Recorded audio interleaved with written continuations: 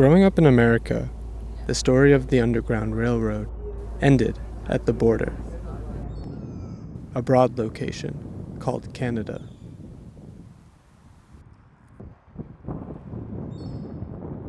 But in the Great White North, where I live now, the story starts at the border and settles in the Niagara region. Leaving from Toronto, I traveled there by car, train, So this is your tour. I and even a history bus tour to get to the towns of Fort Erie, St. Catharines, and Niagara-on-the-Lake. I keep coming to this region because this is the terminus. Southern Ontario was a hub of freedom seekers, black settlers, and formerly enslaved black Canadians.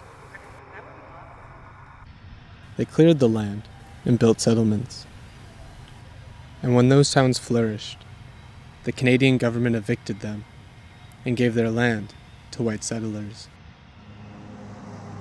I come here to find how that black settlement is remembered, how it's monumented, and how it's forgotten.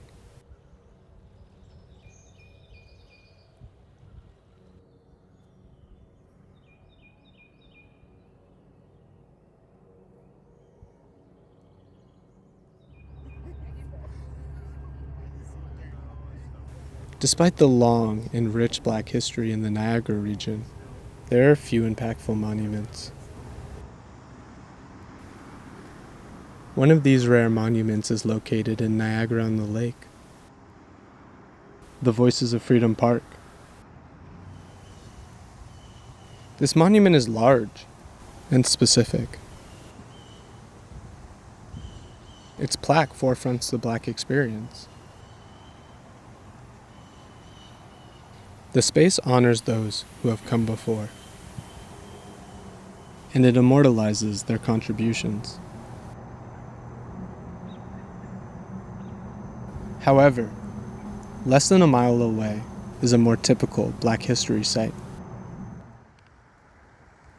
In Niagara-on-the-Lake, what is labeled as Canada's first race riot occurred.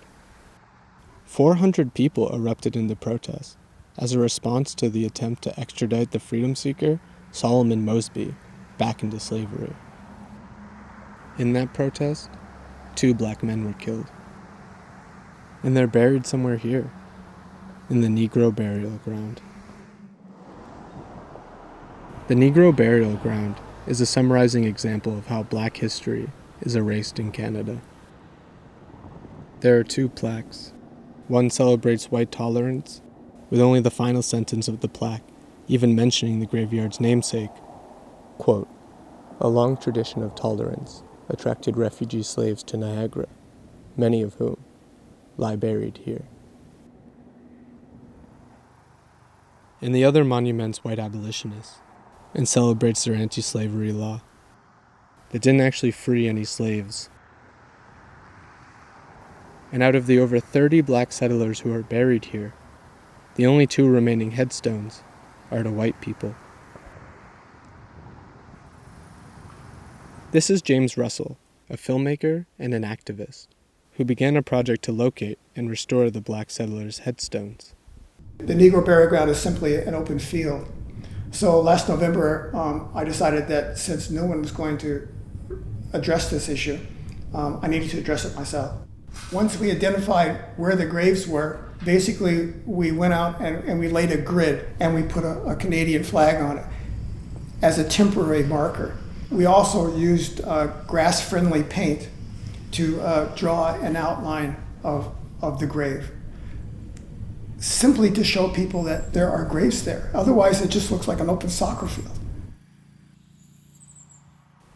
All the work that James has done has been on his own, without any financial support from the town. Beyond cutting the grass, the town has done nothing with it. It's possible they were just cheap, but I suspect that the fact that it was a Negro burial ground may have played a part in it. But the Negro burial ground is far from the only Black history that's left unmonumented. On the trip I took with the tour group, we stopped here, on the shores of Lake Erie. A landing site for freedom seekers. A place where refugees took their first steps into freedom. There's no marker here. The past reaches out, but there's nothing to hold on to.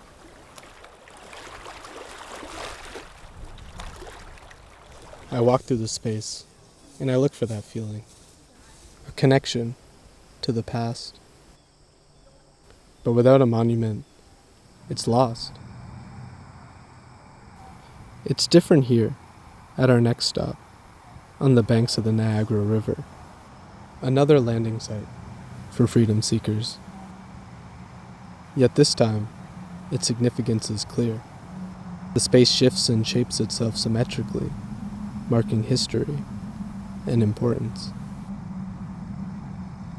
For me, I look at monuments as a way to pass on information to the next generation. The memory goes further than the human lifespan, right? When you're preserving it in these objects, when you're preserving it in these ways. This is Quentin Versetti, a monument maker and the creator of the one and only Black statue in Toronto. The reason I don't think there's more Black monuments is simple. This is a result of colonization and coloniality.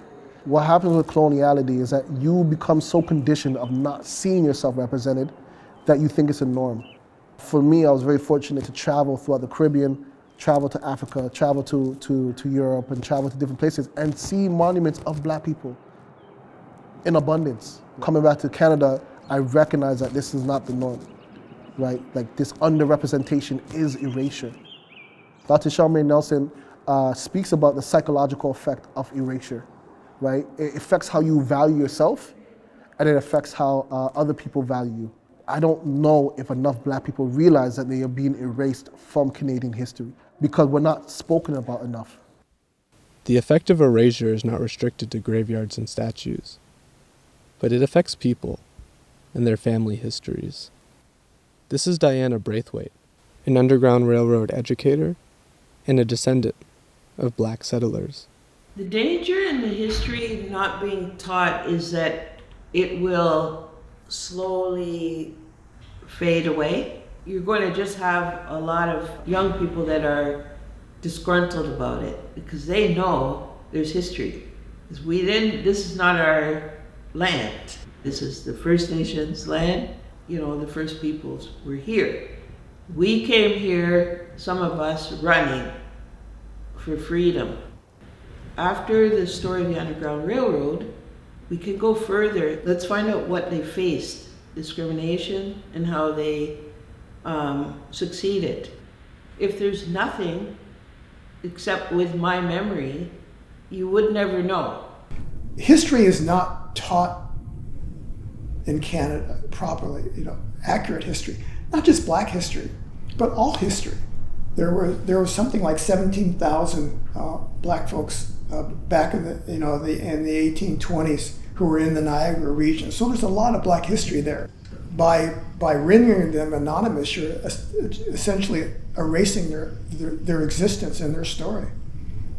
In a lot of African cultures, they say when you forget the ancestors, that is a final death. So monuments allow the ancestors not to have the final death. And so these objects allows the ancestors' memories to stay alive in some shape or form. I believe the ancestors are still with us, and so by honoring them, they're going to reveal more truth. And it's similar in many cultures. Like when I think about indigenous cultures, us finding the burial grounds for the children is because we're now starting to do the truth and reconciliation. And the ancestors are like, okay, well, we need to honor these children who will perish and lost in these residential schools. We need to honor these people who were lost and perish in the colonial project, as we call it. It's a spiritual experience, even though they're gone, but they were there. They did something here before us. So we're coming to pay our respects. So we have to hold on to anything we can get because it was too easy to erase us being there. When we leave there, everybody feels great. It's like, wow, we feel connected, and we do feel a spiritual connection, like as if almost like the people were welcoming us. Thank you, for remembering us. And it's a strange thing, but I'm very happy that I was able to experience that in my lifetime. On this trip, and on other trips I took, searching for Black history, I thought I would find more. More than one significant monument. More than one Black statue. Most monuments I found were plaques. And for all their words, there was surprisingly little about Black settlement. Disappointingly little about Black contributions. The folks who are buried in the Negro burial ground contributed considerably to the building and the wealth of not only Niagara and the lake, but also the Niagara region. And it's too bad, because if you don't respect the dead, you're not likely to respect the living. And so it troubles me, the disrespect that the Negro burial ground has been afforded. When I met James, he was already a year into his battle to restore the Negro burial ground. And I remember he said, I really think it's the town that ought to be paying for restoring the Negro burial ground. And I'm going to continue to push. My official position is pain in the ass. And after another 6 months of bureaucratic stalling, James proved true to his word. Yesterday, I decided that the next step was really to protest, begin a peaceful protest, and that's what I'm doing now. It's a hunger strike and sit-in, and I've been here since yesterday. Actually haven't eaten solid food since Saturday, and I'm insisting that the town reconsider their position and find the money to restore the Negro burial ground. So my protest is part of that effort to convince the town to do the right thing and take the responsibility for their cemetery. When I started this journey, I honestly didn't think much of plaques or statues. But now, I understand that monuments are a reflection of our society, our history, and our values. But not objectively or holistically. Instead, they reflect the preferred narratives of those who have had the resources to build them, and they erase the narratives of those who don't. Those who are under-monumented are undervalued, and we have to fight for their place in history.